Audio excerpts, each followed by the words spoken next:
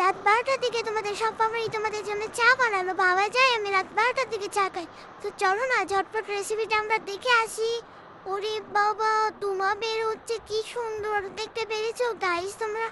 ওরে বাবা, আস্তে একটা মশলা। আমি কিন্তু চার মধ্যে আগে মশলা টশলা যা যা লাগে সব দিয়ে দিয়েছিলাম লাইভ করতে করতে, তাই আর সব দেখাতে পারলাম না।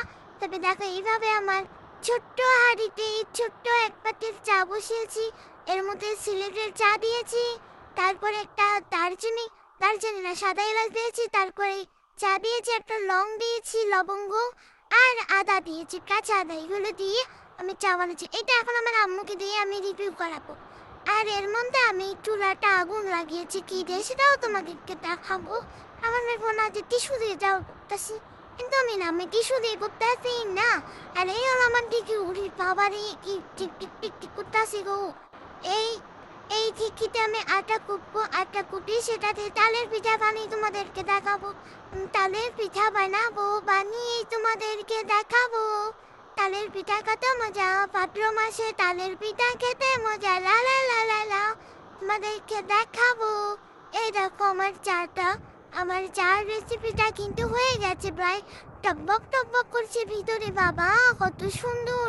চামচটা বড় হয়ে গেছে, দূরও কিচ্ছু করার নেই।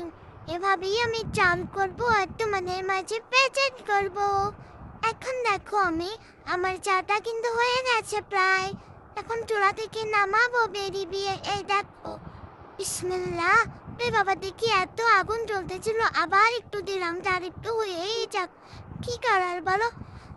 তো হয়ে গেছে হয়ে গেছে, এখন আমি নামাবো। চলো চাটা আমরা ঝটপট খেয়ে ফেলি।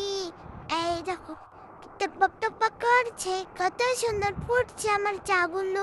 মোমবাতি দিয়ে চা ফুটে গেল, কত সুন্দর। কাল সকালে এই পাতিলটা পরিষ্কার করতে আমার জীবনে 12টা বেজে যাবে বন্ধুরা। তোমরা একটু আমাকে লাইক কমেন্ট শেয়ার করে সাবস্ক্রাইব করে দিও, নাহলে এত কষ্ট আমার বৃথা যাবে, বুঝেছো বন্ধুগণ? তো দেখো আমার কিন্তু চাটা হয়ে গেছে।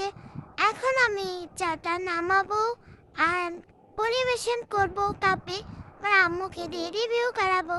তো চলো না আমরা সবাই মিলে চা খেয়ে নিই। তোমরা যারা কষ্ট করে আমার ভিডিওটা দেখতেছো একটু চা খেয়ে যাও, একটু খেয়ে যাও, কষ্ট পেও না প্লিজ প্লিজ প্লিজ। তোমাদের জন্য চা রেডি করেছি আমি। চতুর্দিক থেকে দেখাচ্ছি পাতিলটার জাস্ট অবস্থা দেখো, কেমন কালি পড়ে যাচ্ছে গো আল্লাহ। হয়েছে হয়েছে, অনেক হয়েছে রে বাবা, এখন চাটা খেতে দাও আমাদের, একটু আমরা খাইয়ে আমরা রিভিউ দিই। বন্ধুরা বলো বলো, ভিডিওটা বিশাল বড় হয়ে গেছে, কিন্তু আমি ইচ্ছা করেই বলে পড়েছি বন্ধুরা। চলো বিসমিল্লাহ, আমার চা বানানো কমপ্লিট হয়ে গেল। এখন শুধু পরিবেশন করে তোমাদের মাঝে আমার দেখানোর পালা, আর খেয়ে দেখানোরও পালা। হয়ে গেছে আমার চা বানানো। কি আগুন জ্বলতেছে গো, আমি মনে হয় আবার চুলাটার উপরে বসিয়ে দেব। হ্যাঁ, যে আগুন জ্বলতেছিল ভাবলাম যে আর একটু ফুটিয়ে নিই চাটা, যেহেতু অনেক আগুন জ্বলছে। তো হয়ে গেছে, এবার নামাবো আর তুলবো না, কমপ্লিট হয়ে গেছে। চলো না এখন পরিবেশন করি আপনাদের। এই হলো আমার কাঙ্ক্ষিত 4 কাপ, আর এখন এই কাপটার মধ্যে আমি চাগুলো ঢেলে দিব।